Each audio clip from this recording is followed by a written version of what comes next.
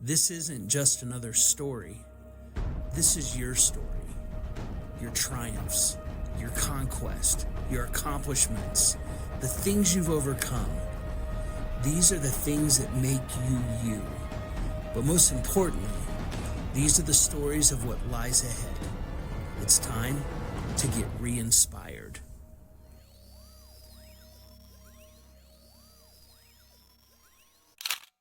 Hey everybody, I want to welcome you to the Reinspired Podcast. I'm super stoked about today's episode. I'm here with two absolute legends and good friends of mine, the one and only Jon Davis and Steve Salter. Welcome, guys. Thanks for being here. Thank you. Right on. Well, one of the things that I'm so excited to get the three of us together is, you guys have not met, right? But you guys are both adventure athletes at such a high level. So I wanted to kind of bring you guys together, and I wanted to talk all things ultra marathons and ultra running and your recent accomplishments and accolades and stuff like that, and the long running stuff that you've been doing, Jon. It's just, you guys are both superhuman in my mind, right? So I just want to visit with you guys for a little bit, and let's start off with just Steve. Tell me who you are at like the 25,000 foot view. Who's Steve Salter?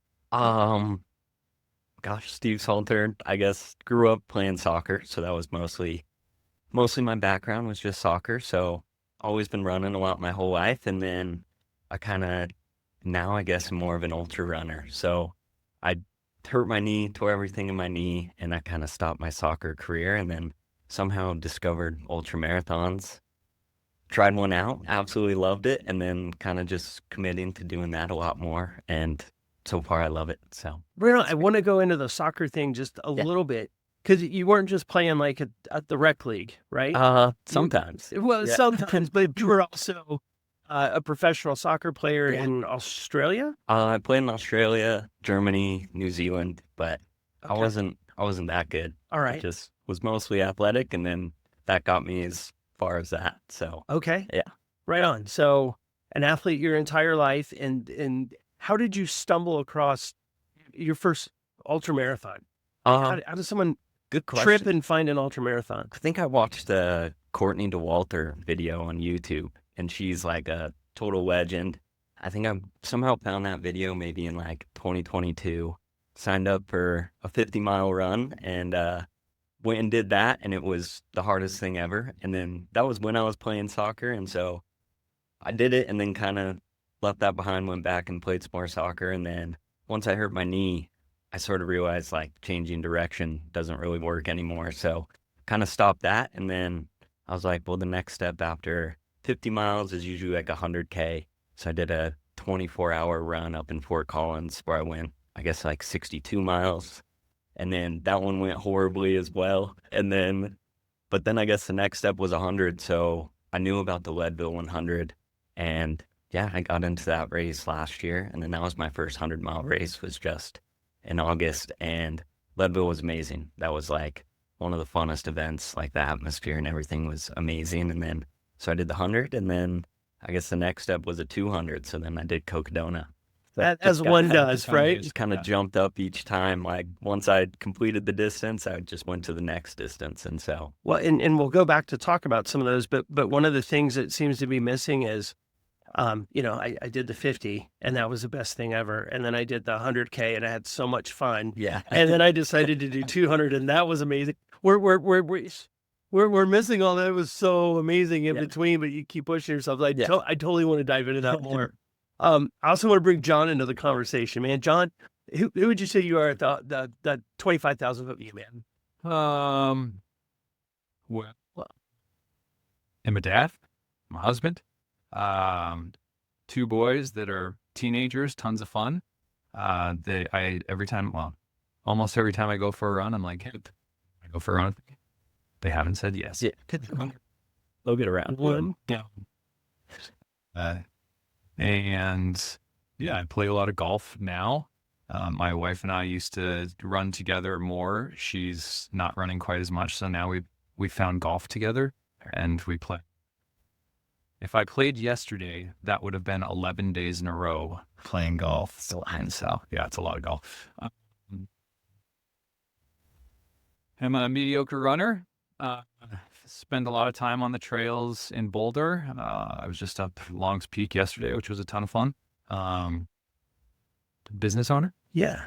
Um, How old were you, or how did you find running?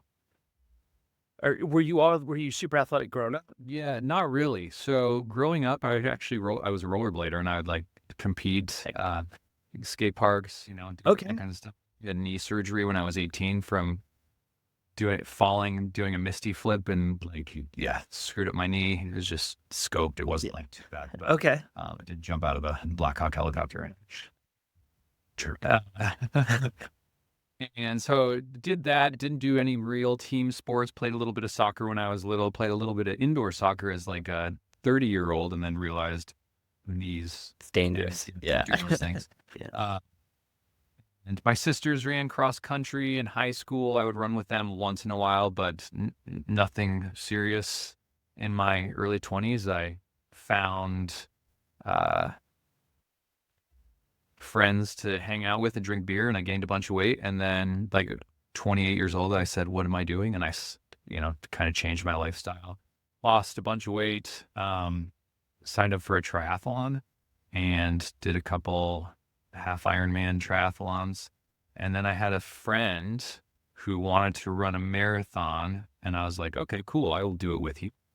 And we did that. And he said, "Have you ever heard of this runner, Scott Jurek, who is legend in the sport?" And I guess is one of the best runners, that's ultra runners of all time.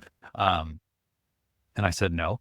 And he directed me to his book, which I forgot which one it was, but I read his book. And then my buddy graduated from pharmacy school, and he wanted to do an ultra marathon. And so he was out in California, and I signed us up both for I forgot what it is, the 50K out there. And that was kind of his gift for graduating pharmacy school. So we went out there and we did that together, and had such a fun time. And we literally ran it together the whole time. And so it was really rainy that year. I fell in love with the community, because every aid station that you get to, so many helpful people, and they're just, like, "What do you need? Here's a bowl of M&Ms," or whatever it is. And so I just had a really good time meeting that community. And then I think that was in 2012, got back to Colorado, and just got online really quick and looked for a trail running group, and found some friends in Boulder that didn't have any idea who they were at the time, but they're like world class. Okay.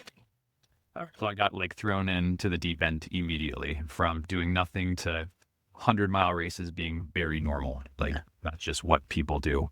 And So are nothing being Ironmans and normal marathons, and then got thrown into the deep water with doing where does a marathon end? And I think I know the mileage on that, and an ultra begin. Like, how is that from the sport? How is that kind of defined? I think technically anything past a marathon's an ultra. Okay. Which usually goes to 50K, which is like 31-ish miles, I think. Then it's like 50 miles, then 100K, which is like 62. Yeah. And then 100 miles.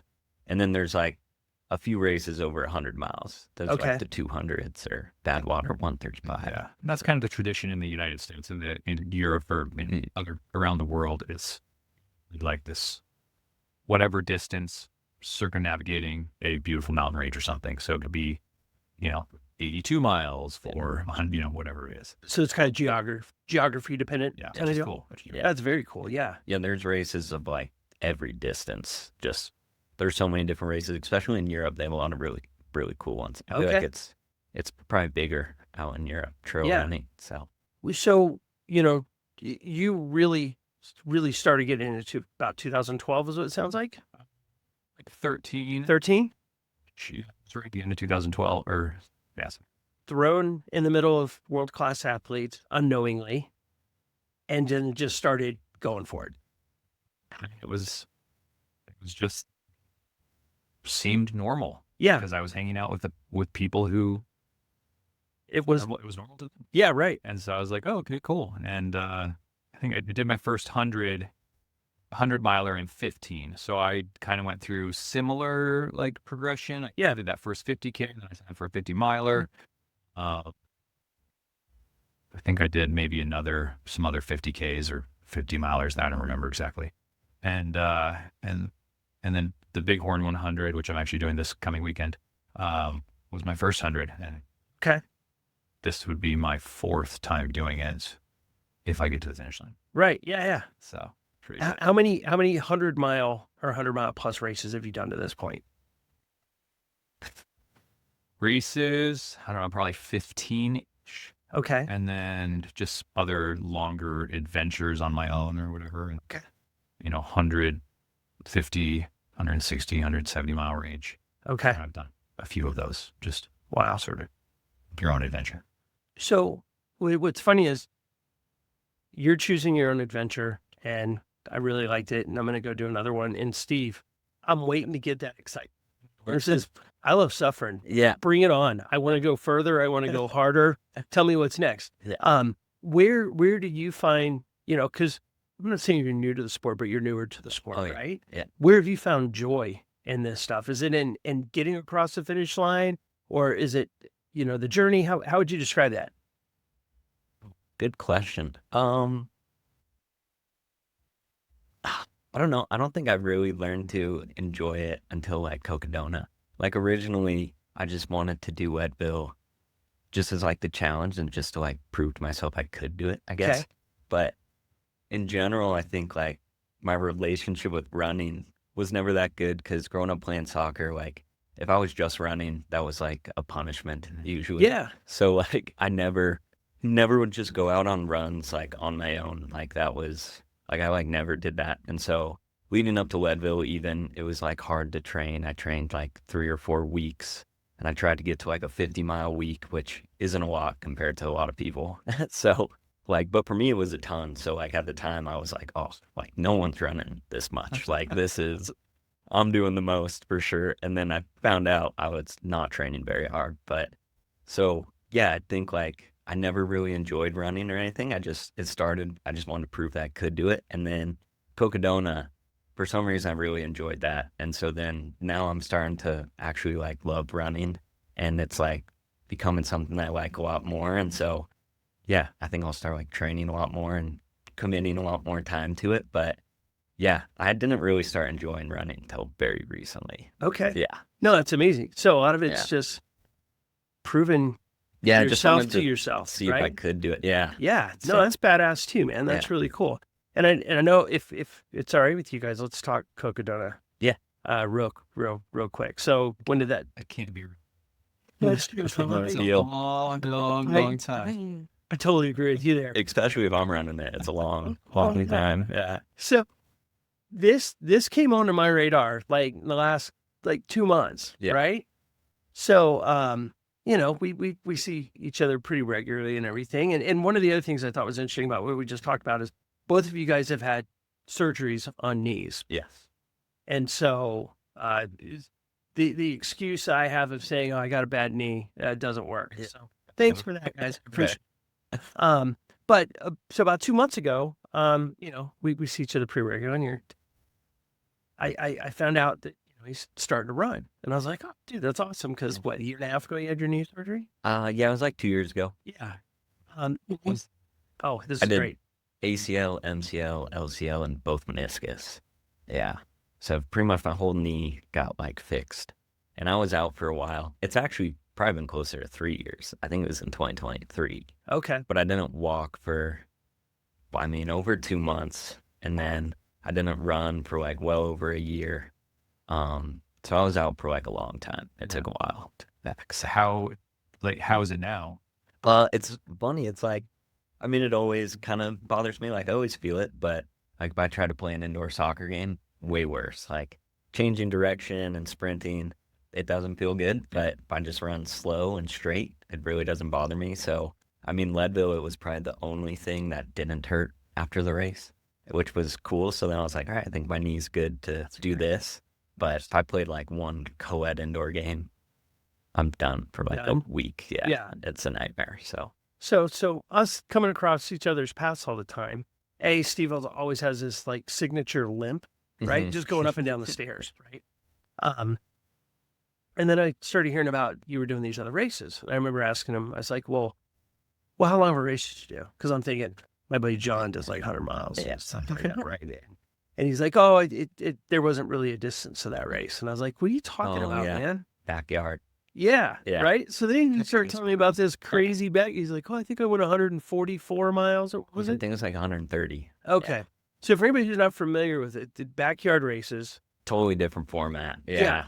tell us about it. It's just a 4.2 mile loop, and you do it every hour on the hour.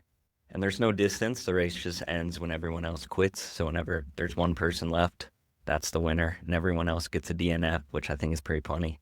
So it's like a totally different format because it's just like a mental game you're playing with everyone else. Yeah. Which it took a while to like learn that game, but I've done like a few of them now and kind of figured it out. And so, yeah, it's just a big mind game because you're really not running fast. I mean, I think it comes out to like you just have to complete the 4 miles in an hour.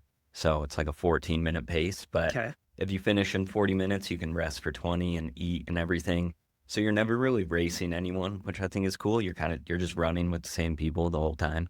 And so like you're not in like a race environment. You're just like in You're like racing yourself. yeah, basically. And it's just like a durability. Yeah, you're just outlasting. You're just outlasting other Wow. people. And then Have you done any of these, John? Yeah. What your teams? It's so there's six. So it's if you take 100 miles divided by 24 hours, it's like 4.12 or something like that. Okay. So you have to complete that. So if you go for 24 hours, you will have completed 100 miles. yeah, And so like, it's a good way to run 100 miles in 24 hours, basically. but it's hard because you get back to the start and finish line every single time and you have this opportunity to drop out. Yeah. And like you see people dropping out all the time. People are trying to talk you into dropping out because they're all, like barbecuing. Yeah. And you have to keep going. And Right. midnight rolls around and you're like, Yeah. Lord. So I've done one. It was the Uray backyard in Uray, Colorado. And my wife and I actually did it together. We both went 50 miles, so 12 hours, and then stopped. I was kind of in a little pity party on that last lap. Well, I guess more than the last lap. Yeah. And we're running together, and I'm like hobbling along, and she's like, well, I'm going to keep going now. And she just took off, and she was feeling gosh, my way. Kristen beat me in that race. Oh, that's so good to No, it hear. wasn't good. I'm so excited. It created a weird format. Yeah. It's really It's interesting. a lot different than a race. It's like just such a mental game. And I'd never heard of it until you were telling me about it. Yeah. And I was like, what? And then we started talking about this other thing you're doing, Cocodona, Mhm. right? And so I'm running. I see John regularly too. And I'm like, oh, hey, my buddy Steve's doing this thing. Yeah. It's like this 250, the Cocodona 250. And I'm like, yeah. And so then we started talking, and you had some really good friends running it and everything. And dude, when you like shipped off to go get started, man, there was like a viewing party here. Everybody's like, all right, we're all in. And then John was like my Obi-Wan, my Gandalf, like guiding me through Yeah. how these things work. And yeah, Steve wants to throw himself off the cliff, right? Yeah, but he won't. He may accidentally stumble off, but he won't. It was rough. And all this other stuff. And so let's talk about that. So the race before Cocodona was what? Was it one of these backyards? Yeah, it was backyard. I think I did that in January. Okay. Yeah. Where was it? Arizona. Okay. Yeah, it was like Better weather. I forget the name of the race, but just outside Phoenix. Yeah. And yeah, just backyard format. That was January. And there were a lot of like really good runners in that race. So it's cool too, because you spend a lot of time you spend the whole time with everyone basically. So you get to talk to a lot of cool people, and there was other people running Cocodona in that race. So I got to like ask them questions and stuff. So Okay. it's nice. Yeah. So then Cocodona comes up, you get in. Mm-hmm. What does the training leading up to that look like? Or do you have any expectations of like what's coming? No, I didn't know what was coming. I didn't do a lot of research on like the course itself. I wish I would have, but my training wasn't a lot. I trained like 7 weeks, and I did 6 50-mile weeks, Okay. and then like maybe like a 20-mile week the week before. which is not a lot compared to a lot of people, but for me, it was a ton. So like Leadville, I did like 3 50-mile weeks. So then I was like, oh, I did double the training for this. Like, that's got to be good. So How did you hold up to that, like, in that block of training? I was miserable. Yeah. Like, I was still, like, it's really not until very recently that I, like, started to enjoy it. But, like, even doing 50-mile a week, like, it's so time consuming. And, like, yeah, it's just time consuming. And it's always hard for me to start running. Like, I'm getting to the point now where I'm like excited for it and looking forward to it. But like to do the first mile is like the hardest part every time, like to actually get outdoor. And then once I'm running, I feel really good and enjoy it. But yeah, not until recently that like I think I'll start training a lot more for my next race and everything, just because I enjoy running more. But Well, in coming from the soccer background, Mhm. yeah, I mean, you're a very, very fit guy. Do you do other types of training, CrossFit type stuff, or what other kind of training do you normally do? And then did the training for the race go on top of that? Was it in lieu of that? Was it a combination? I did some high rocks events this year, which we also just do for fun, like me and my friends. And that's kind of similar to like a CrossFit event. But for the most part, I just work out in the morning and I work out for like 20 minutes. And then I usually work out when I get home from work. And then that's like 20 minutes. And usually it's just like lifting weights and stuff. I don't do like that much because when I was playing soccer, that was all I did all day. Right. So like I probably have like a good base from that. And then, yeah, I'm just kind of, I work out quick and I just kind of get it done with and over with. But it's usually just in the gym. And to even get to like 50-mile weeks, like I would wake up and I would just run around the block, which is like a mile, get me going. And then I would try to do like 6 miles after work or something. So I could get to like 7. And if you do that 7 days a week, it's like 49 miles. So some days I'll go a little further, but not a ton. All right. So you train, getting ready the week before you cut it down to a 20-mile week, right? And then you head down there and you guys drove down there, right? Yeah. Okay. Yeah. So you get down. What's pre-race like? The day before the race was awesome. There were so many people. And like this race just happened to have like all the best ultra people like in the world happened to be in it. Like according to Walter and just like all the big name people were all in the race. So it was cool because you got to meet a lot of them. And it was a much bigger event than like I was really anticipating. So it was super cool the day before, meeting everyone. And then it's in Arizona in like this canyon. And so it's really hot. So like we just slept in the parking lot the night before. And for some reason that race starts at 5 a.m., which is not ideal because like it would be cool if it started at like 9, get like a full night of sleep or something. But you got to wake up at like 3 in the morning and try to eat as much food as you can. And like our van, we like didn't really know how to work it. And our van was so hot. So I was just like awake the whole night before the race, which is not ideal because I know I'm going to be awake the next like 4 days too. Yeah. So I just really didn't sleep any and just got up at 3 a.m. And so that part was actually rough. Before a race, the night before a race, is it easy for you to get a good night's sleep or are you up gaming? No, usually I'm fine. I don't really get nervous or anything before. It was just like super hot in our van. Because we're in Arizona and like in this canyon. And so I just couldn't sleep because it was so hot in our van. So I was just awake the whole night rolling around. Is that part of the reason maybe they start at 5 or do they just do it to punish? Yeah, just to make it harder, I guess. If it started at like 9, it would be perfect. Could at least try to like sleep. But I'll send a strongly worded email. Yeah, you should. I can do something. See if we can get that switch.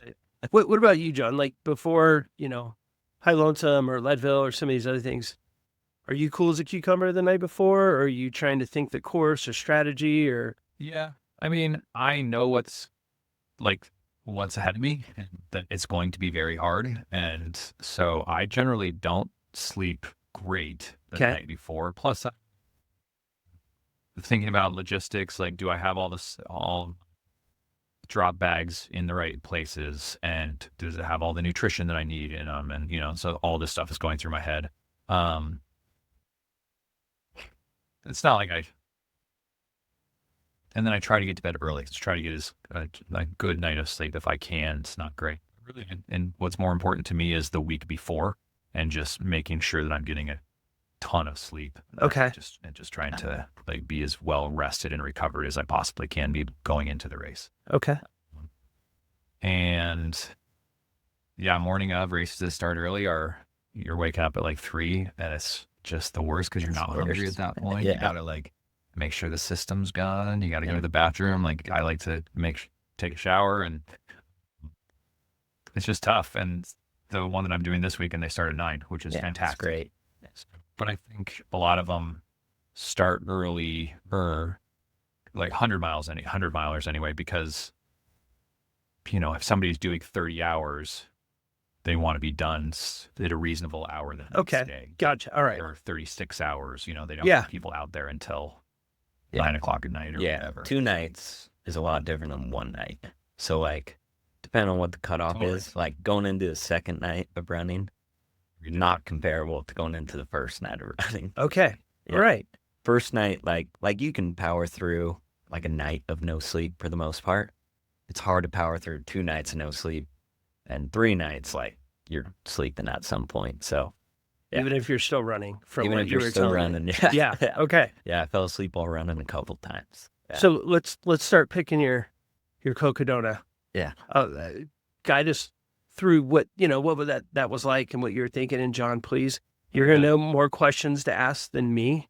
So did they start with a pistol? Is it a bullhorn? Is it a meep? How did I think it was just like a go, like from someone. I don't really remember. It was like, there were so many people around. It was really loud. And yeah, I think it was just like a go. But Cocodona was like, I ran into Andy Glaze the day before, who's like done every race ever, and talked to him about it. And he brought up how like the first 36 miles is really hard. And everyone says that that's like the hardest part of the race. And I don't know. I guess I kind of thought they were like exaggerating a little bit. I was like, I'm sure it's hard. It's probably not. Everyone was making it sound like it was really hard. And it was. Why is that? It's just a lot of climbing. Tons of climbing, and it's all on like loose rock too. Okay. It's like your footing is terrible like the whole time. Luckily we had good weather, but it's super exposed. So like if it was like a hot day, that would have been so much worse. But yeah, just tons of elevation gain. I don't know what it is exactly, but it's like 11,000 feet or something of gain in the first like 36 miles. Wow. That might be up. Yeah. It's like, there's a lot of climbing, and it's like, I like climbing. I prefer going uphill, but it was like the worst trail. It was just like loose rocks. So you were like kicking rocks all the time or rolling your ankle like every step, and you just get like so annoyed. And there's only like 2 water stations.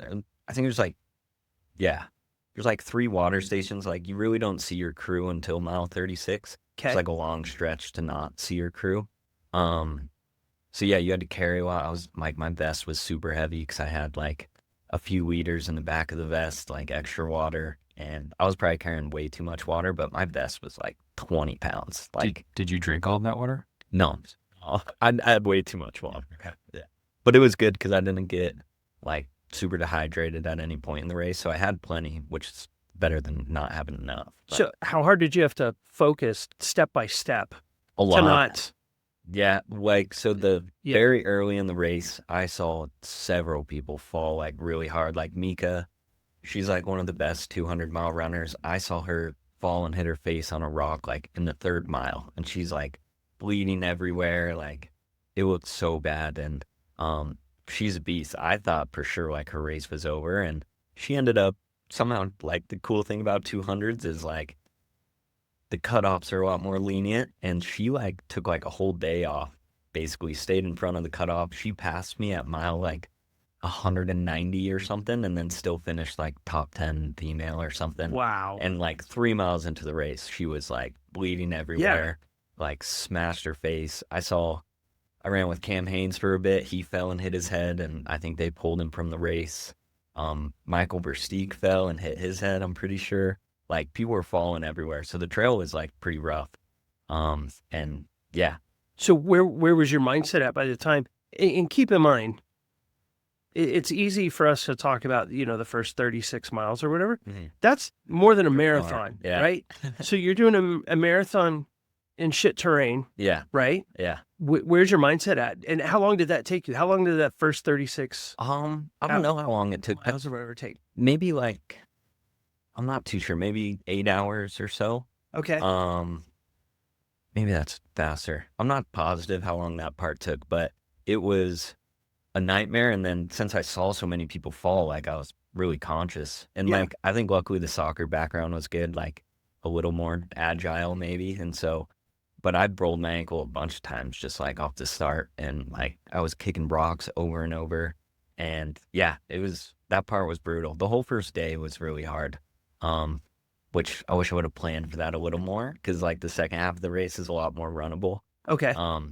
So maybe save myself more for the second half next time. But Just trying to chill out a little bit on Yeah. the first big climb. Yeah, climbs and stuff. totally. Yeah. What's Super exciting though, like in Yeah. the beginning. And of the I race. also start like everyone, like ideally don't want to start fast in like a ultra, but I always start fast. I just think it's more fun because like you're running with like all the best people in the world, and I was like, oh well, I'm not gonna see them again the rest of the race, so I might as well spend the next hour with them. And so I was running with like a lot of people that like I look up to in running and stuff, and so Yeah. it was like super cool just to like spend time with them and hang out with them. And yeah, you're so amped up from the race, it like doesn't matter if I slow down much. Like I'm sure my heart rate's still pretty high, so I start fast every race. you had a great quote, and I forget a quote. You were talking to somebody, and I had the privilege of overhearing it. They're asking like what your technique was, and you said something like, "I'm going to start too fast, go too hard," and what It were was you like, saying? it's usually like I'm gonna just start fast, then I'll fall apart for sure, and then I'll just hang on till the finish. There we is go. the most That was part. it. Like that's pretty much the game plan. Dude, that needs to be a So, T-shirt. yeah. Man. Yeah, Stunned. starting fast. I don't think that's most people's strategy, but I like doing it. I just think it's fun to like run with the best people and Heck yeah. like see how long I can keep up with them, and kind of helps out later in the longer races because then you're so far in front of the cutoff anyway. But yeah, maybe I'll slow it down a little bit on the next one. But So coming out of the first 36 miles, Mhm. right? It sounds like it was rough. Yeah. You still have over 200 miles to go. yeah, Where's your mindset after like getting through that? Are you like, the worst is behind me, or oh my gosh, what have I gotten myself into? that I guess like the worst is behind me, that part for sure. I mean, I still felt like fine. It was just a lot harder than I thought. But as long as you're like eating enough and drinking enough, like that's the main thing. And so I knew I was like having enough calories and drinking enough. And so I didn't feel like too bad after it, but I was like, it was definitely a lot harder than I was expecting it to be. And then, yeah, I try to not think about how much further I have to go. Like, Okay. it's just, yeah, definitely try to never think about the mileage, even though I totally did It's later impossible on. not to. Yeah. Well, and that's what I wanted to ask. Like, Yeah. what's your technique of, I need to keep going, but I'm not going to think about the next 200 miles. Are you going a mile at a time? Are you picking something and saying, I just got to make Yeah. it to that rock or the next telephone pole, or what does that look like? Ideally, I'm not thinking about anything. I think that's why I'm starting to like running now. It's because it's like the one time you kind of zone out and I don't think about anything. So like, ideally, I'm literally not thinking about anything. Mostly just like how cool the trail is and Okay. kind of just like enjoying being out there and stuff is what I'm trying to do. But the longer it goes, like, and we had a lot of instances where, because yeah, I guess the best way to do it is kind of like, how far do I have to the next aid station? Like whenever I Okay. got to an aid station, I'd be like, how far do I go to the next one? Just so I know like what to bring and how much to eat and drink and stuff. And then we got to the point where Noah, my first pacer, there was one section that really killed my morale because I was like, how far do we have to the next one? And he gave me something like, oh, like we're close. It's like a mile away.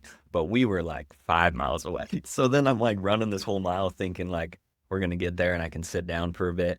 And then next thing you know, it's like, oh, we're not there yet. And you see the people like in front of you, like way in front of you. I'm like, no, they're pretty far in front of us. And he's like, yeah, maybe it's a little further. And then another mile would go by and then another one. And then at that point I was over it. I was like, just get me to the next aid station. And that happened a lot. Like I went off trail a lot too. Like I definitely ran more than, Wrong turns. yeah, Yeah. tons of wrong turns because it's just marked by little flags. And I think like if it was windy or like some people would kind of just like kick the flag over and like it's pretty easy to miss them, especially at night. Yeah. And so, I'd run for a bit, and then I'd think in my head, like, oh, I haven't seen a flag in a while. Like, do I stay on the trail and just hope this is right, and then hopefully I see one? Or do I run back to the last flag I saw and, like, make sure I didn't miss a turn?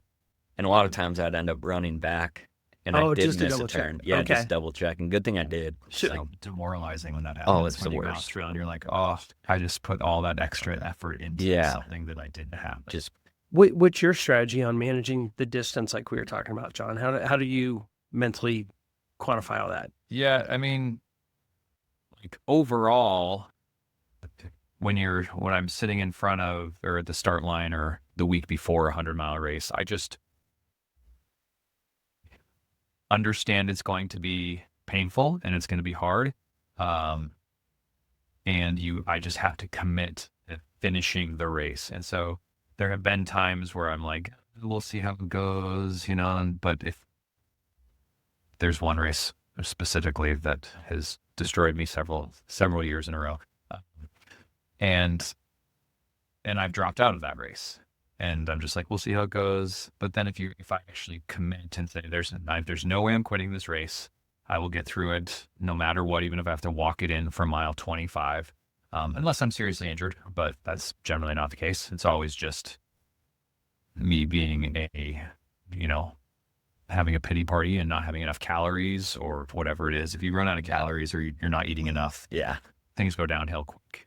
Okay. The cool thing about longer races is you can get those calories back in and things turn around completely. You can feel absolutely terrible. And then 2 hours later, like, Yeah. I feel so much better now. Okay. It's really cool. I didn't learn that really until Cocodona. Like, some of the people that I saw, Jeff Garmeyer, I remember I saw him laying off the side of the trail, like full on, like having like a heat stroke almost. Like, he was like throwing up. He's like cramping up just off the side of the trail. And this is like mile 40 or something. And again, I ran past him and I was like, oh, that's a bummer. Like, he's probably done. He finished like 10th. So he just like rallied.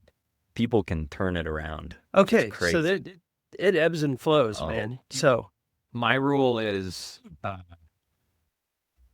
you're never allowed to go into an aid station and drop out of a race at that point. You can get to an aid station, but you can't have made the decision to drop out of the race. You need to sit at the aid station for like 20 minutes and drink a bunch of Coke or, take some gels or whatever. Because once that happens and you get calories back in, your mindset flips and it's very, very different. You came in. is it like a switch? You walked into the aid station thinking that, the world is coming to an end, and then you sit down and you drink a few glasses of Coke and eat some potato chips or something like that. Hits your bloodstream, and you're like, all right, I think I'm ready to go. Yeah. Okay. That's So a good, it's pretty interesting. like, indicator, like, usually, because it is just like a bunch of highs and lows. Like, it's just like up and down the whole time. And usually when you're in a low, it's like, try eating more food, like, get some more calories, and you'll probably feel better. Yeah. It's hard for yourself. Pop a gel. Yeah. Okay. That's How hard is it to be conscious of that? Do you have to like break yourself out and be like, oh, dummy, you need food to eat? Or did the emotions kick in and you're like, both. okay, I want my mom. I've literally had times out on the trail crying and just like, why do I do this? This is the dumbest thing. Or this is why am I here? Can I call somebody to come and pick me up? 3 peanut M&Ms later, you're like, bring it on. You think it's this massive deal that, that there's no way you can continue. Yeah. Not the case. Like, you can absolutely continue because there's nothing wrong with you other than you're just low on calories. Yeah. Okay. It's so interesting. So That is amazing. probably 40 miles of the end of 100 milers, like on just Coke alone. Yeah. Okay. Just drinking Coca-Cola. That's And fair. it's just sugar. Sugar. Lots of sugar. So you guys brought up aid stations and we're talking about calories. I know one of the things that I got the most enjoyment out of Cocodona was, I guess they were looking, there's a questionnaire you filled out. Oh, yeah. And so as Steven is coming across the finish line after 100+ hours of running, Yeah. they said, and Steve Salter, who says he joined the race because he heard they have good quesadillas at the aid station. I didn't think anyone was going to read the questionnaire. Like, I just saw it in my email the week before, and it was like, answer these for the live stream. But I didn't think anyone was going to read it, so I was just like putting jokes as all mine, and they definitely read it. So Yeah. yeah, I thought that but was the quesadillas were fantastic. great. Were they? Okay, that's good to hear. Yeah, they were great. That's like I can't eat wheat, so aid stations are hard because it's a lot of like bread and Okay. stuff like that, and so but they had like a lot of gluten-free options and stuff, and so the aid stations were amazing. Yeah, wow, perfect. These aid stations are wild. Like, imagine Mhm. 4 of these tables full of, anything from candy to sandwiches to quesadillas to Burgers. potatoes, burgers, Yeah. pizza. There's a race, the Hard Rock 100, and each aid station will have like different themes. So one aid station, they'll be doing pizzas on Yep. Yeah. those things out all the time. Some people, one aid station is like a breakfast aid station, so they just have breakfast food the whole time. Yeah. That's awesome. So you can go get pancakes if you want to. That's phenomenal. And so you have all these tables full of food, and then you have probably 30 people behind those tables that are just volunteering at these races to help. Those are like coolest part. Yeah. Well, and Crazy. you and I had a great conversation about that a couple weeks ago, actually, about how much you like going and working the aid stations. It's Just really so, yeah, tell me more about that. Go into that. Why do you like it so much? So you get to see people, I mean, maybe not at their worst, but at their worst on this day in this race. And they can come into an aid station and just be absolutely destroyed and wanting to quit the race, and you can like pull them back and get them some and keep them like. And so Okay. there are lots of people that are always wanting to quit these races. Aid stations, like that's one of the things that we do is just try to keep people going and say, hey, you're actually not in as rough a shape as you. Okay. You just need more sugar. Basically. And so sit here for 20 minutes and eat some food, and if you need to drink maple syrup, drink the syrup, whatever. Yeah. it is. So it's fun to watch people come in thinking they're done and triumph. to get them to continue. And then you can see them at the finish line, and you're like, you're unbelievable. I'm so Yeah. glad that you did that. Yeah. I mean, I've been to an aid station. I said, I'm done. And this was the coolest aid station volunteer ever. And he was like, it's in a kind of a higher altitude area where they only have 4-wheel drive or something coming in. And so it would be hard to get me out of that aid station. And I was like, I quit. I'm done. It was the middle of the night. And he said, well, we're not going to be able to drive here until the morning. I just did this to someone over the weekend. It's perfect. Yeah. We're not until the morning. So do you just want to take a nap here, and then somebody will be able to drive you, in the morning? And I was like, fine. I'll do. And I wake up in the morning, and he's like, hey, can you just walk to the next aid station because it's only 3 miles away, and we still don't have anybody that can drive. And I was like, damn it. Yeah. Okay. And I started walking. I was like, there's absolutely nothing wrong with me. Yeah. Yeah. That was like mile 65 or something in a 100-mile race. So it was just like you get to do that to people. I saw that guy at the finish line, and I was like, man, thank you so much. Like, there was nothing wrong. Yeah. I was just having a pity party. And you saved my race. We crewed a race this weekend with some of my friends, and it was like really hard to get to.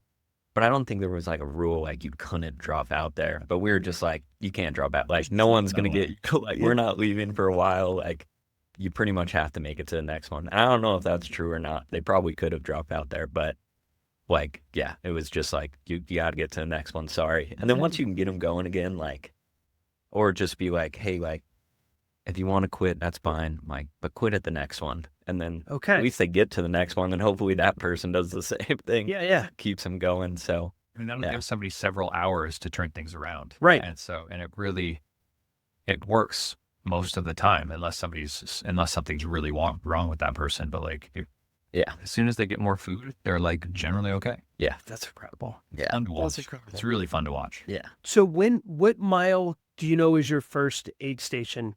Like after you got through the first 36 miles, right? Where it was real sketchy and everything. What were things like for you then? Mindset wise, trail wise, what did that look like? No, I felt fine. It was like a lot harder than I thought, but like, where all the aid stations are. before the race and everything. So, but usually when I'd get there, I would just ask my girlfriend, like, how far to the next one. And, like, for the most part going in, like, about how far away each of them are. And then, I don't know, like, you kind of do get into a good rhythm of just like, okay, I just got to make it to this one. Even though in general, I'm trying not to think about like how far the actual race is. It's just like, all right, I'll get to the next one and then I can just sit down for like a second and then get to the next one. And one thing that I learned definitely from Cocodona was I spent like way too much time at aid stations, which is also like there's kind of different groups of people. Like some people just want to finish the race, and then some people have like a goal time they want to do and everything. And so originally I started with like a time I wanted to finish, and then like second plan B was like just finish. And then plan C was, there was no plan C. I didn't want to like drop out of the race. But like going forward, like in the next race, I want to do a lot better in that race. So I think one of the main things that I can change to go faster is spend like way less time at the aid stations, because you can get real comfortable very quickly and just sit around and hang out and like have some food. And next thing you know, like you're spending 45 minutes at every aid station. Well, there's like 30 aid stations. So it's just. And one of the things, again, just as an observer, it seemed like there were two different types of people running the race. Mhm. There were people that were trying to win the race, and people that were trying to finish the race. Totally. Right? Yeah. And so like the first wave of people that finished, their downtime was so minimal, like nothing. 9 hours or something, crazy like that, I believe. Probably less. Or less, like, yeah. Probably way less. Yeah. Like, 4.5, 5 hours, something like that. Winner, she slept for less than 20 minutes, I think, total. And then her aid station time was probably no more than minutes at like everyone. When you meet with your crew, probably no more than 10 minutes. But most of them were probably like 3 or 4 minutes. Wow. Whereas I've spent an hour Right. talking to people and trying to. Waiting for the blood sugar to dump back in, right? The conversation I had with my girlfriend was for the next one, like, don't let me like hang out. Like, ideally, like, don't even let me sit down. Like, give me the stuff and just make me start the next one. Because once I start running, like, I'm not going back to that aid station. Like, once I'm moving, then I'm moving. But like, walking food. Yeah, walk food that and you can eat. walk with. Yeah. Okay. Replenish while you're. What you're down, like how many hours or like what it was. I think I can look it up. It was a lot. Like the second half was rough. I like rolled my ankle pretty hard on mile like 140. Yeah. And I knew I'd hurt it, and it swelled up a ton. And so just in general, I was moving so much slower that like really like one small thing goes wrong in like a 200, and it's like an exponential amount of time that adds up. Because then I'm moving slower, so I have to eat more. So then like I'm over food quicker, because like it gets exhausting just eating nonstop for like days. And then like the longer it goes, well, there's more nights I have to run, so then you gotta sleep more. So like little things can add like a lot of time to your race. And I learned this stuff from both of you the last couple of months, just being this was such a big thing for us all to, bigger for some of us than others, but something I got really into, like watching, nonstop, and others did too, is all the salt crystallization, all of the sores you were saying My mouth was covered in sores by the end of it. It was gross. Yeah, and just all of those things, we think, my feet are going to hurt a little bit, right? Or I'm tired, but not those things as well. And are those common things? Is that par for the course, or? So I'm a heavy salter. Like I sweat a lot of salt. Okay. So always have like white crusty salt on my face. Okay. Which also means that I have white crusty salt in other parts of my body. Yeah. And I get some chafing, like it's worse. It's really painful, especially when you take a shower the next day or when you're done. You find out where you're really chafed. I mean, we use lots of. Okay, gosh. Yeah, it's a critical part. Frequent. Okay. A well-oiled machine. We'll just put it that way. Okay. Yeah. Yeah, you can drop out of a race from like chafing, like just I fabric, like rubbing across like your skin over and over. It gets so uncomfortable. One year I was walking for so long with my hands on my hips that I had thumb chafing on my sides. Okay. So my buddy was like, I have never seen it. I mean, chafing's real. Yeah, It's like, totally. it's very painful. I think it's worse than feet issues Yeah. myself. I've never had like major blister issues. Same. Blisters I might be, but chafing is, Yeah. it's terrible. I hate it. Like, Okay. blisters affect a lot of people, it sounds like, but I've been lucky too where I don't really I don't get it get as- blisters. Oh, Like, that's I had incredible. no blisters after Cocodona. All right, folks, give us just 1 second. We're going to take a quick break. We'll be right back.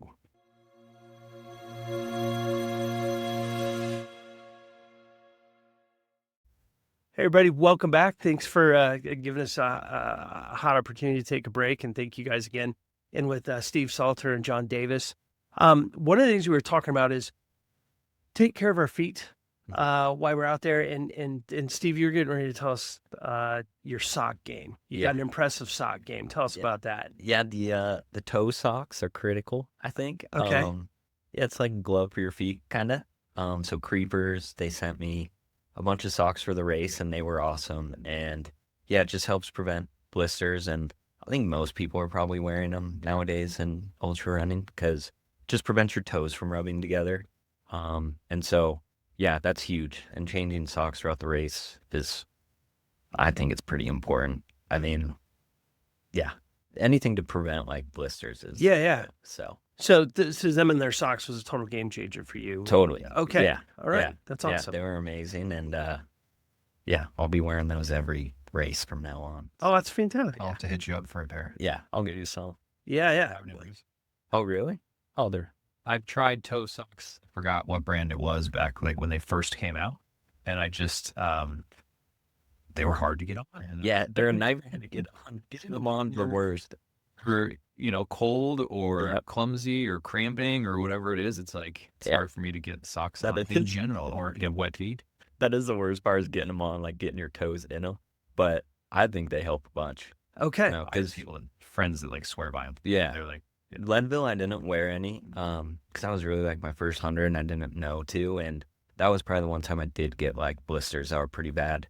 And then, yeah, ever since I wore those, never got blisters again. So, And- game changer. And we were talking off camera a little bit about just shoe strategy. And Cocodona, you had 7. Yeah, I changed shoes a bunch. You 7. definitely don't need to. It was Yeah. an unnecessary amount, but And then, John, you were saying you typically. not generally I don't. Unless it depends on the shoe too. Okay.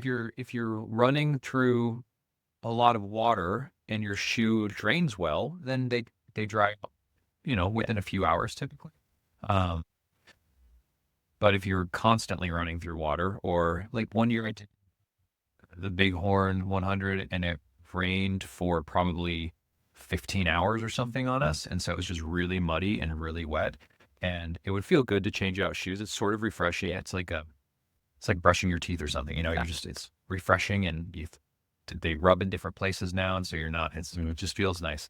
But like in that race, then they're immediately wet again. They Yeah. just have wet feet again. Yeah. So nowadays, I don't generally change them out in a 100-mile race. I've never gone that long. I would probably end up changing my shoes a few times for sure. Yeah.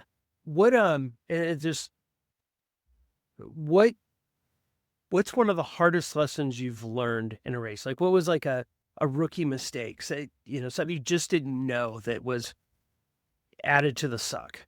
And put the question out to both of you if you got an example or two. I mean, rolling my ankle was the worst.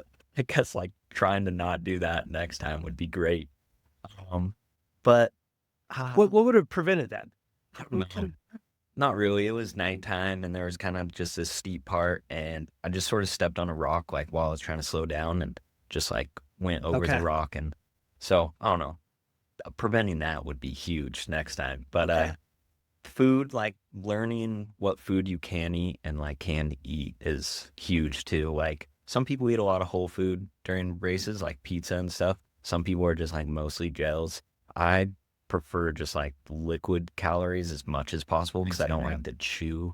Yeah, and then you get like chewing food all the time is gross and your mouth is gross. Like I brushed my teeth like 50 times during Cocodona. Like Okay. all over, and like I carried a toothbrush and toothpaste with me the whole time, and because you're just eating so much junk the whole time.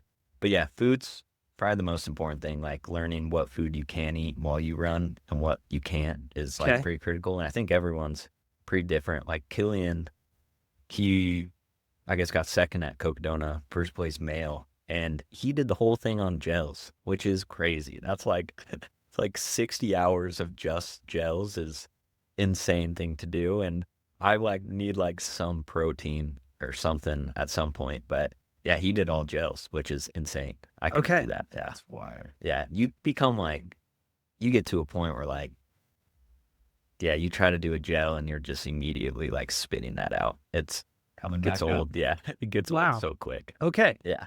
What about you, John? What are something you learned the hard way in a race? Well, it goes back to calories in, like making sure you're taking care of yourself. I've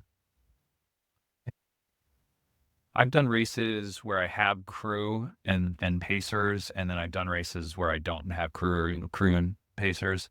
And I think they're two different experiences. Like they're fun both ways.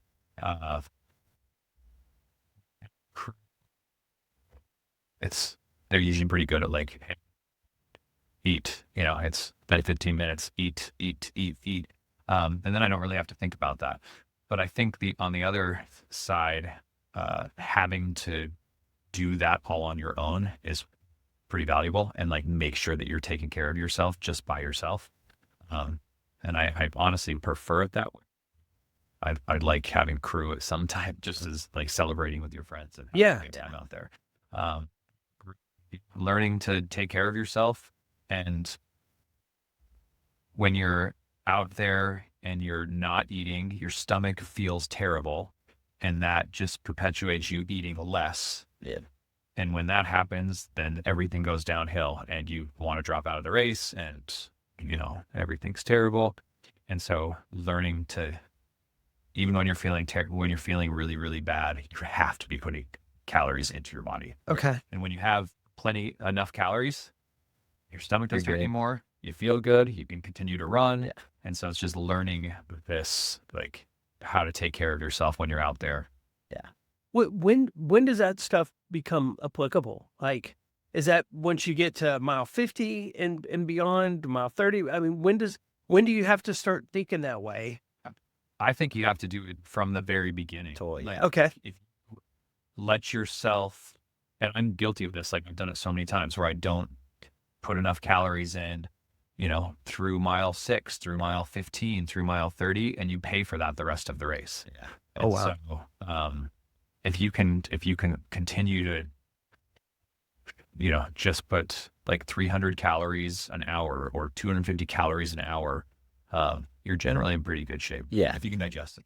So it's like shoveling coal, like in like an old steam, where it's a constant thing. It's not, I think like a lot of times people just describe these races as like an eating contest. Like it's an eating contest with a lot of slow jogging in between. But like eating is the most important part, and it's the worst part too. Like I never want to eat anything, so every time I'm eating, it's like uncomfortable because I'm like, yeah, no one's running and like wants to eat while they're running. It's just an uncomfortable thing to do. So I hate it. It's the worst part. I tend to do a good job, I think, of getting like enough calories down for the most part. Second half Cocodona, I kind of fell apart and stopped eating, but I just couldn't like chew food anymore. And everything I tried to like drink or swallow, like I would nibble on like a quarter of a gel and pretty much just throw it up right away. Like I was so over it. And so the last like day, probably the last like 30 hours, I probably didn't eat very much, and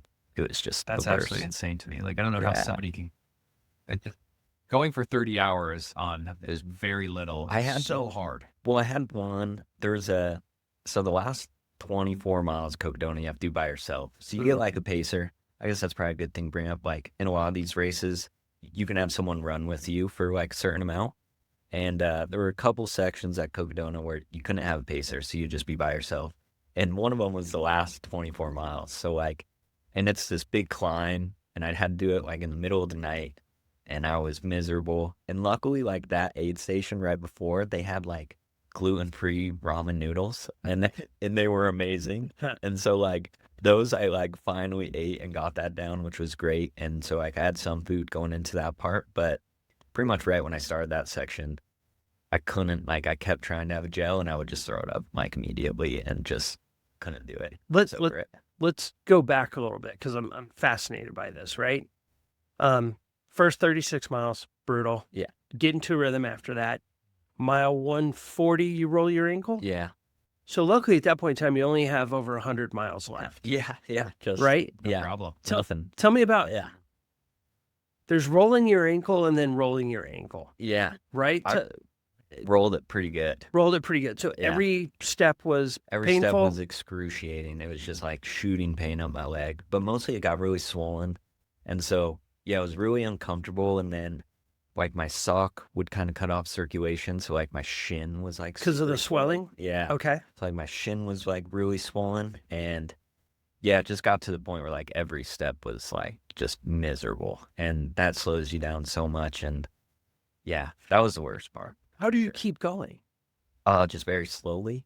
Well, I mean, I'm talking mentally then, you know, every step. I don't know. I wasn't like gonna, I don't know. I wasn't gonna like die or anything. So I was like, oh, I can keep going forward. I'm just gonna go forward at a much slower pace. Okay. So like, yeah. This isn't going to kill me. Yeah. It just sucks and I it's keep just pushing through. Super uncomfortable. I'll get it looked at after. I wasn't like broken in half or anything. Like I could still step on it. It was just extremely uncomfortable. So yeah, just move that much slower. Where does that come from, man? Because I know people that can sleep wrong at night and take the next day off work. Yeah. All right. Where does that intestinal fortitude come from? I don't know. I think That's amazing. yeah, just I don't know. Just like yeah, just keep moving forward. I didn't think it wasn't anything. I don't know. I've never like, or I haven't really DNF'd a race yet, which like I'm sure I will at some point. But I think the biggest thing is like I'm just confident that like I can finish the race. I think if you're like at any point you like lose confidence that you can actually do the race, I don't know how anyone finishes at that point. Like I never went into the race thinking like I wasn't gonna finish. Like I was like, oh, like That's the mindset you need. yeah, To do these races, like which decision, you can do it. yeah. And so like I think most people could do these things. Oh, I think most people can do it. but it's believing that you can actually complete this distance. I say that all the time. Like I think everyone can do like marathon if they really tried, but it's like the people just don't think they can. And like I think luckily I've never had that thought yet. Like I don't think I feel like that would be like detrimental to trying to complete a race. Like if you go into it nervous at all about like finishing, I could imagine that's so hard. But I went into it thinking like, well, I know I'm going to finish the race. It's just like how fast and How painful. how painful is it going to be? Yeah. But I mean, I'm sure I'll do the DNF race at some point. Something will go horribly wrong. But I definitely go into every race thinking like, well, you know, there's 400 other people in this race and most of them are finishing it. Like, I don't see why I can't finish it. Right. If other people can do it. I can't do it as fast as a lot of people, but like, you know, I'll work towards going faster. But like, I know it's possible to finish the race. So I don't ever think like, oh, So you know you're going to finish. You just don't know how or when. yeah, give or take. I guess I don't know I'm going to finish, you but in my believe head, and you I'm know you're convinced that I can finish for sure. Unbelievable, Yeah. man. So, yeah, I think that's really helpful. You were saying something about that earlier. I think you were talking about one of your pity parties, I think is how you put it. But like, if you happens. before you like going into the race, if you're like, yeah, I'm doing this, then that commitment was locked in well before the suck showed up. I think the decision before you start the race, like nothing, I will get to the finish line. Okay. And injuries, like Yeah. we always joke around. If a bone's not showing, keep on going. Yeah. Okay. So, like you just That's keep good. going. Yeah. And you're kind of always in pain. Mhm. I've never done anything quite that long, but I feel like once I get to mile 35 or 40, there's that level of pain right there, and then it's just kind of the same for the rest of it. And you just sort of Do you get used to, and does it dull out because you're used to it? if I get used to the pain, and it's just like, Learn how to cope with it better over time, probably. Yeah. Okay. You're just used to it more. I would say it's not like a shock being in that much pain. You're like, oh, I've been in this much pain before. Like, I can probably keep going. Okay. Being comfortable enough to like deal with it. So, Okay. I mean, so many people we live in 72 degrees constantly, like Right. year round, all the time. Like we're super comfortable all the time, and people are very used to that. And that's not what we've, for most of humankind, it's like Right. really, really hard lives. Yeah. And we sign up and pay to like put ourselves in that in something that's very difficult and to be in pain. And I think it's just like, maybe primal sort of Yeah. part of us. And it's fun to push yourself, and it's fun to see what you can actually accomplish if you really decide to do it. Yeah. It's really cool. Like I would say it's type B fun when you're doing it. It kind of sucks while you're doing it, but the next day, Yeah. you're so stoked, and you're like, and you think it was the greatest thing that you've ever done. Yeah. Or so much fun, and you have all these fond memories of it. And then you're doing it the next year, and you're like, why am I doing this again? This is terrible. Like while you're in the middle, and then the next day you wake up, you sign up for another race because you're so you just finished that. Yeah. It's Yeah. so much fun at the end. I think I've signed up for Cocodona like 12 hours after finishing. Oh. Like to do it again. Because I've but if you saw me during the race, you'd be like, he's not going to try to do it again. It's done run. Yeah. There was a couple people at the aid station who saw me like numerous times in a row. And I think they were like, he's probably not finishing the race. Like I don't look good at all coming into it. I was pretty miserable. But then, you finish, and then it takes me all of like 12 hours to be like, oh, that was pretty awesome. I want to Yeah. do that again. Yeah. Well, I think, one of the things that I learned in some of the schools and stuff I did in the military is in order to get through this stuff, you have to get really good at suffering, and not suffering just for the sake of suffering, but suffering because you're pushing through, right? Yeah. And it sounds like a very similar thing, that it's part of the journey. Yeah. But then you almost have this euphoric amnesia where you're like, oh, that was terrible, but it was so badass. We got to go do that again. I think it's You know what I mean? people's like relationship with suffering. Like if you Yeah. look at it Yeah, like yeah. it's a terrible thing, then it's probably going to be pretty terrible. But like, I don't know. I think I enjoy it. It's like kind of it's like you're in, especially like a multi-day race. Like you eventually get to like a mindset that like you couldn't just experience like in everyday life. Like you're in like full on like fight or flight, just trying to like survive. And it's kind of like cool to get to that point, or like even how like sleep deprived you are. Like a lot of people hallucinate and stuff, and like I don't know. I think just like, if you look at it like suffering's just like miserable and horrible, then it's probably gonna be miserable and horrible. But if you learn to enjoy it, it makes it a lot easier. It's just like, I'm gonna be happy I did this. Well, and I think there's something to knowing how far you can push yourself. Yeah. Not like having to assume or guess, or maybe I probably could, but knowing that you could do something like Cocodona or a 100-mile Yeah. races That up, has to be the main thing. but just like knowing, Yeah. you know what I mean? That's got to be Yeah. That's nice to know. Like, oh, I right. know Yeah. I How can far you do can it. push. Yeah. Most people haven't pushed themselves No. beyond. No, totally. But I think Really if they tried, much, they you know? would go a lot. That's why the backyard format's cool, because a lot of people will go into those like, oh, I just want to do my first marathon or half marathon. Yeah. And then next thing you know, they've run like 80 miles. And they're like, I never thought I could do that. And Wow. But Yeah. once you're like, I think most people can do a lot more than they think they can do. Yeah. But at some point, you have to like actually try and give it a go to see how far you can go. So, But I think you're tapping into like the pure human spirit part at that Yeah. point in time, because you're so torn down, oh yeah. physically or maybe mentally, until the calories kick back in and stuff like that, that Yeah. you're running on human spirit, which is Oh yeah. one of the coolest things to be witness Yeah. to or experience. That's incredible. Yeah. All right. So you trash your ankle. Uh-huh. You only got 100 miles left, so it's a piece of cake. What does life look like after that? Each step is painful. There are different sections of the trail Beyond that, what does it look like between there and getting to the last 24 miles?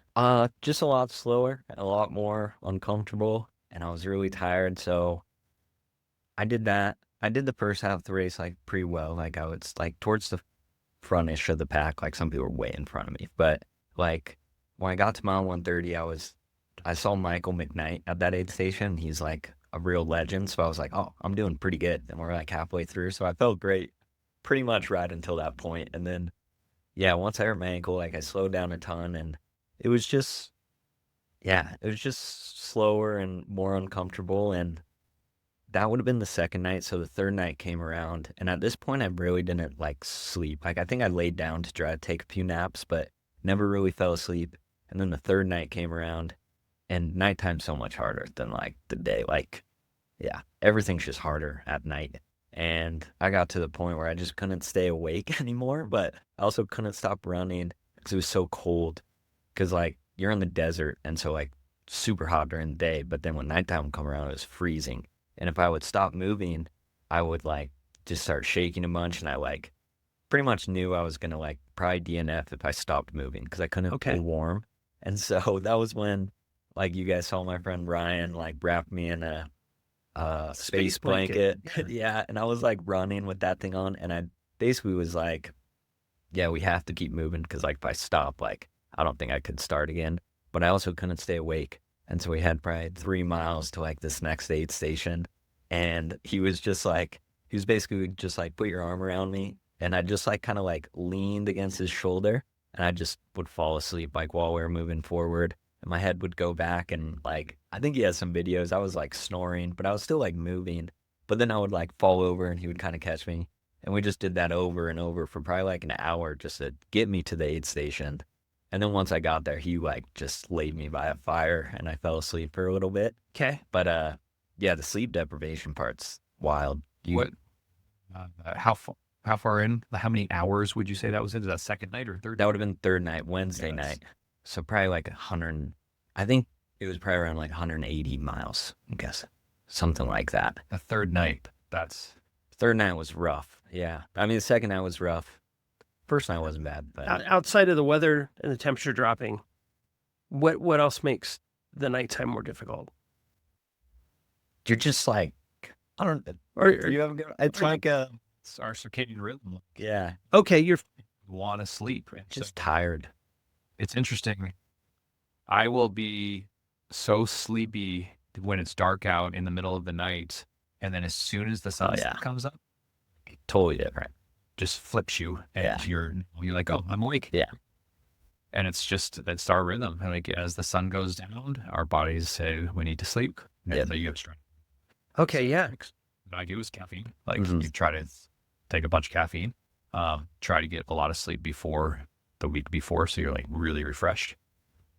Timing your nap, like, as the sun comes up, like, if you know you're going to sleep, be like, all right, sun comes up in 20 minutes.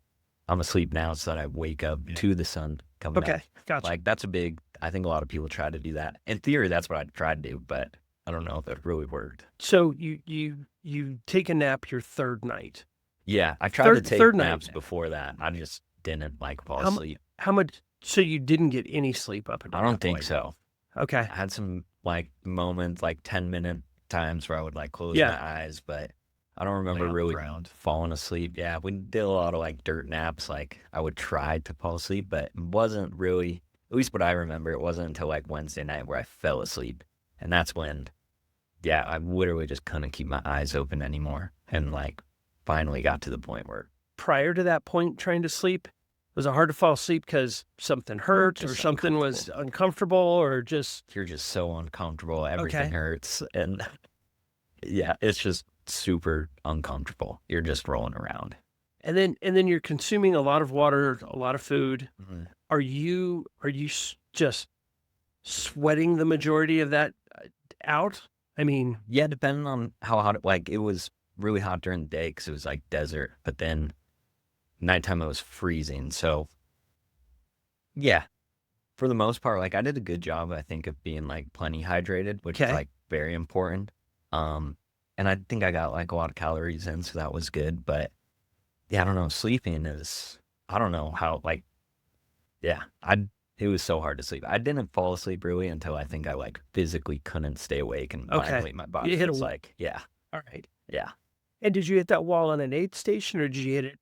No, section of trail? that was when I was running to the aid station. That was like I hit the wall then, and that's Okay. when he was like kind of keeping me upright, and I was just falling asleep. And that was finally the point where I was like, all right, I know I can sleep now, but it was way too cold, like Okay. that section. So I had to get to the aid station because they have like heaters and they had like Okay. a fire and stuff. So I was like, we have to get there so I can sleep there, because if I fall asleep right here, like I don't think I'm gonna get back up. I'm gonna get too cold. Yeah. Like sleeping standing up was more comfortable than sleeping laying down. Yeah, Like, yeah. that's- But it was crazy. I was like dreaming. I would close my eyes and like full on dream, and like I would wake up and be like telling like what I was dreaming about. That was probably the closest I got to like hallucinating. Like a lot of people, I guess, hallucinate. I don't really. Like you kind of see stuff like, I don't know, like rocks look weird, and like I see like little faces on trees or something, but nothing like Always. Yeah. Yeah. nothing like some people claim like really crazy hallucinations. I don't really get anything like that, except like maybe the fourth night I did, which like I saw like what are those dolls you like break in half, and then there's like a smaller Oh, doll, yeah, like a like the- Russian. It's It's like a Russian something doll. nesting dolls. Yeah, Yep. I saw like one of those like out in the woods, like a really massive one, and that freaked me out. And that's probably the only like hallucination I had. But that was the fourth night, so Ran from that all the way. Yeah, to the that was fourth night, creepy, the giant but- nesting doll tried to get you. but yeah. Wait, on the 100 miles, do you have a sleep strategy, John, or are you trying to just blow through 100 miles, or what does that look like? Just in the difference in distance. The goal for me always is not to sleep. 'Kay. And that's typically the case. Once in a while, I will take like on longer duration 100-mile races, like harder terrain, so they take longer. I've gone through 2 nights on one of those, and close to, and really just a 2-minute lay down on the trail and fall asleep for 2 minutes. Like I will fully fall asleep for 2 minutes and then wake back up and keep going. And it really makes it a game changer. It changes you. Yeah. And you feel much, much better. Okay. So if I'm out there by myself and I'm like, I have to take just 2 minutes. Yeah. If I have poles, I'll point them in the direction of the trail that I'm supposed to keep going. So Okay. Just leave, Yeah. fall asleep for a couple of minutes and then get up and go. Or somebody will run past me at some point.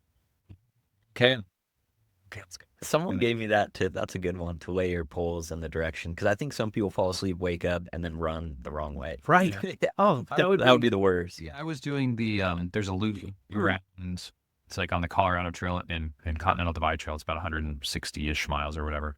And I was out by myself on a pass, and it was really foggy out, and so you couldn't really see anything. And it was the middle of the night, and so that's like a strategy that you can use. Yeah. And I couldn't tell what direction, like what, very disoriented when I. Yeah. And so you just Yeah. learn little tricks like that. Yeah, there's a lot of fun little tricks that you like catch on to over time. But yeah, 2 nights is like the one night, like for the most part, you can power through like For sure. night. That second night's just a nightmare. Like you're so exhausted. It's so hard to stay awake. And I think a lot of the strategy for the 200-mile races is people stay awake the entire first night. They run through the entire next day. And then sometimes they'll take a shorter nap that night or something. But then the people who won, for the most part, don't. barely anything. And I don't Yeah. really know how that's like. I can't make it for you. Yeah. But it's crazy how like if you do fall asleep, like just 2 minutes will like change everything. Okay. And like, so during the backyard races, like those ones, it's basically just a bunch of like 3 to 5 minute naps overnight, because you have to start the next lap. So you'll just close your eyes for a few minutes. And I remember the last backyard I did, I fell asleep a few times, and it would just be like a few minutes at a time. But if I did fall asleep, I would wake up like so much better off than 5 minutes prior. Yeah. Okay. So it's a good skill. I don't know how to like practice that and get better at it, but What mile do you think the giant nesting doll was?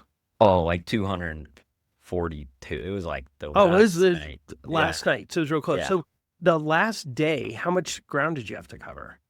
Like it was like 13 or 14 miles. Is that right? The last aid station to the finish was like, I think it was like 24 miles. It was like 230 was the aid station, and the race finished at 253. Yeah. And that was the part you had to do by yourself and everything. And I had gotten there right when night started.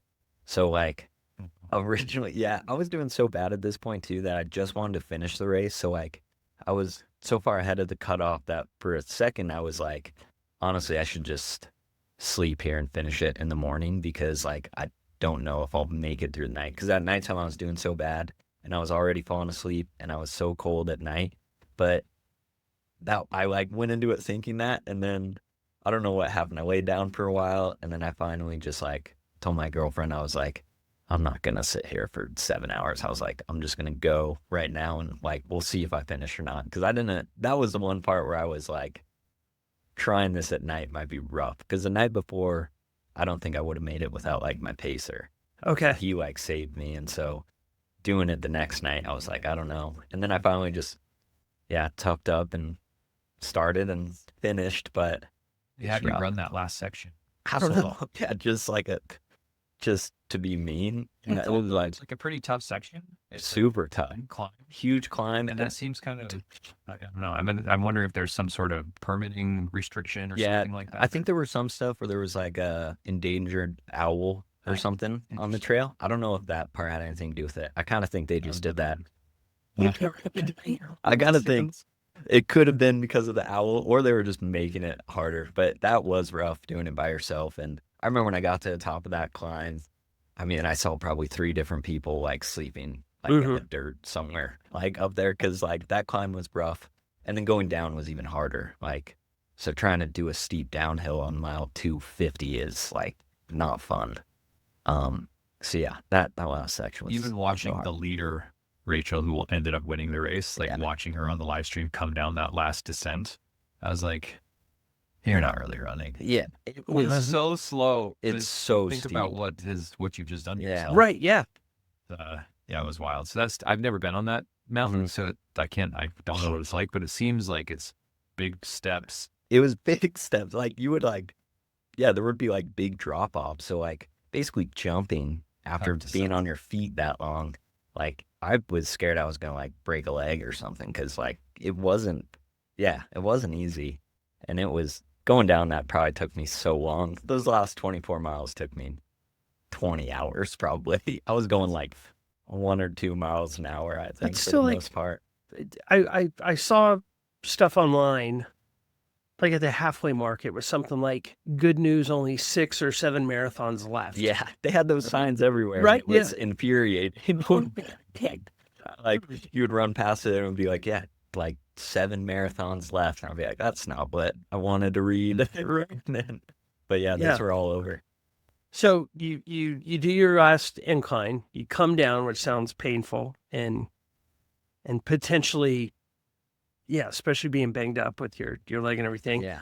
Come around the corner because we got to watch you finish live. Oh, So yeah. we were super excited about that. What did it feel like? I mean, because people finishing is just so spread out, right? That it's not like coming into Folsom Field, finishing the boulder where there's 20,000 people yelling and handing you a beer, right? Yeah. It's like you're coming across. What did seeing the finish line feel like, and then what did passing through it feel like?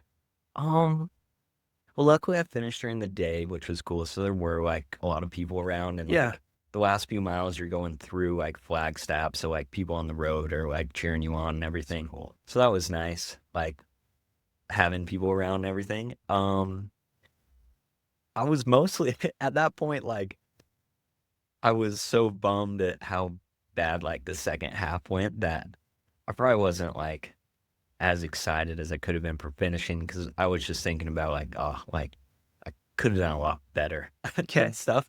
And so like it was cool to finish, but like I said before, I think like I was going into like planning to finish unless something went horribly wrong. So like it didn't go good. So like I was thinking about that, but also it was amazing to finish, because the last like 4 miles you actually can have a pacer. Like once you get down the mountain, like your friends can kind of finish with you. So I ran with my girlfriend. the last few miles. And so, yeah, we just like hung out for a bit and ran together. And so that was nice. And then, yeah, just seeing her at the finish line was great. And we pretty much like, I mean, I finished and like, we had to return the van that we rented, like, Okay. very cool. Like, it took me longer to finish than I wanted. So, like, I didn't schedule the van rental long enough. So, I mean, I pretty much finished and we got in the van and drove home like 5 minutes later. So, it wasn't like a big celebration at the end or anything. I got the belt buckle and then we just started driving. Was there a moment after you finished that day, a week later, whatever, where you sat down and you went, holy shit, I just did the Cocodona 250? Yeah, kind of over the next like few days. Sinks in. Yeah, it sinks in. And then I was like, oh, that was like the most amazing experience ever. And then that was kind of when I was like, oh, I want to start running more. And I think that's, yeah, something about that race just really, I like loved it so much. And it was a lot different from like 100 miles. Like 100 miles nowadays, people can go so fast. It's like turned into like a track event for some reason. Yeah, people like can do those so fast. And so something about like the multi-day part like was just a totally different experience. And yeah, like pretty not long after I finished, I was like, that was like one of the best experiences in my life. And I want to do more of those. Well, one of the things you said to me that I thought was interesting is the difference between the sport now Yeah. and the sport when you started. Which Yeah, I think John. is awesome that like, I don't know many people who like have been in it for that. I have like one friend, Ryan, who paced me, who's been doing it since like 2019, I think. And in my head, he's like one of the original people. Like 10 years ago, it just wasn't what it is now, I think. So listening, it's fun listening to this because it's like, he's saying all these names. I know all of these names. I know all these, like who he's talking about. These are all brand new people in the sport today. Yeah. Okay.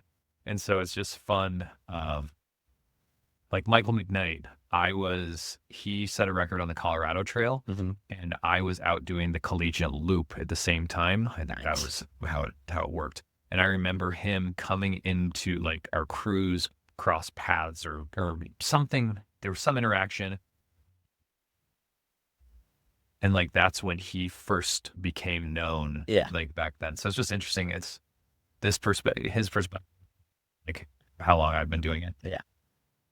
And there are people that have been doing it for so much longer than me. Like we're all just sort of, I think it's super like, yeah, I wish I'd learned about it sooner. I think most people didn't even know like those races existed. Like when you started running them, like I would not have thought like that was a thing that people ran 100 miles. I remember when I first heard it, I was like, no one's running 100 miles. Like, who's doing that? And yeah, now it's just way bigger. Give me an idea. Like, how many people will be in the Leadville 100? So in the United States, it's tough. It's harder. The races are all smaller than Europe, and because of permitting and being in open space or BLM land or whatever. All right. It's harder to get permits and to have a lot of people running. Leadville is one of the larger races for a 100-mile race in the United States, and I think it ends up getting like 600. Oh, wow. They got up to like 800 or something. I was actually out there that year, and it was there were so many cars trying to get in and out of aid stations. It was a disaster. It was so difficult to get car. It was crazy. So they are a little bit smaller now, but that's still one of the largest. The High Lonesome 100 I have coming up in like a month and some change is, I think they're probably 250 or 300 runners at this point. Okay. They can't really grow anymore because they can't get the permitting for it. Gotcha. And so they're just at that point. And for better or worse, like it's cool having a smaller vibe.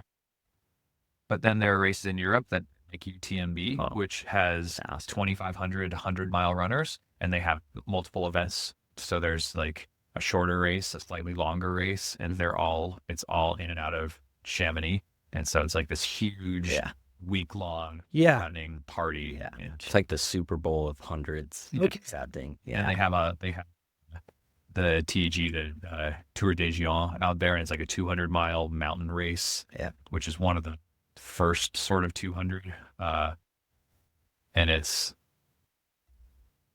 epic. Like it's one of the hardest races in the world just because of the amount of climbing. I think it's like 88,000 feet of climbing or something like that. That's insane. Yeah, That's insane. I didn't even know that. that's a lot. Yeah, he's You'll getting be looking that up. No. exactly. We'll look that up. That sounds cool. That's a Tour of lot. Giants. That's a lot of True climbing. vision. Yeah. It's my buddy. I'm like terrified of that race. Buddy and I, when we turned 40, we were like, let's do it for our 40. Yeah. That has come and gone. Yeah. Now we're like, let's do it for our 50. And I don't know. That sounds, it terrifies me, but it sounds incredible. That sounds crazy. Yeah. Let me ask you guys this. I know we're running pretty long. Mhm. Let's stop here. But would both of you guys be willing to come back and continue this Totally. conversation? Yeah. Yeah. I want more questions. Yeah. Yeah. I got for both of you. In long events. Yeah. Well, oh yeah, that's Oh, true. well, yeah. No, totally, that sounds great because I still have tons of stuff. I want to, feel like being in it for 10 years, Yeah. Well, No, let's just thanks. consider this part one. But to kind of put a point in part one, I think a couple of the key themes that came up is you guys believe that anybody could do this. Yeah. Yeah. For the most part. That's crazy. Yeah. And the love of suffering. Yeah. Right? To Yeah. kind of prove things to yourself. What were some other themes we talked about? I mean, yeah. And this, Impactful. we choose this suffering. Right. Yeah. There are people that like really are suffering. This isn't real. I mean, this is like, Yeah. we Self-inflicted. and we put ourselves in because we don't have this sort of, we don't live this way anymore. It's, Right. It's different, Yeah. but there are other people that are truly suffering and don't have a choice to get out of it. Yeah. Yeah. That's a Um, great perspective. It's, it's interesting to push yourself to these, I won't even call them limits, but to these points and see what you can do and see how far you can go or see, what you can put yourself through. Right on. Don't know why, but it's just interesting. Yeah. I think just in general, like if people, try to do things that are pushing themselves and like, I don't know, if you learn to like enjoy that suffering, then like that you can do it. Then you're just like a lot more confident in probably like most aspects of your life because, Yeah.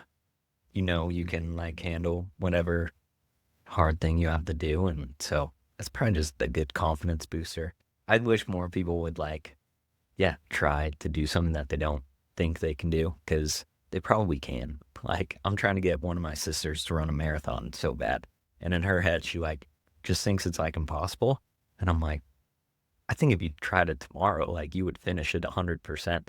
But it's just like getting them to do it. And then, and then once they achieve it, it just opens a bunch of doors to like, you can do stuff that you probably never thought you could. Right on. Let's stop there. Nothing's impossible and you can do things you probably never Yeah. thought you could. Probably. Right? Yeah. That's a great place to stop. Perfect. Right on. Well, I appreciate you guys' time so much. We're going to get the next one on the books before he looks up that race. I actually haven't heard of that. But And, that sounds amazing. Kind of. totally. Yeah. Let's do this sooner or later. Guys, Awesome. Totally. Yeah. right on. I didn't know they had a 200-mile race like Same. in Europe. Sure. That's awesome. We're going to let Steve dissect this and hop on the Google to figure the rest of this out. Thanks for being with us. Thanks again for our guest, Jon Davis, Steve Salter today. Guys, stay tuned. Stay re-inspired.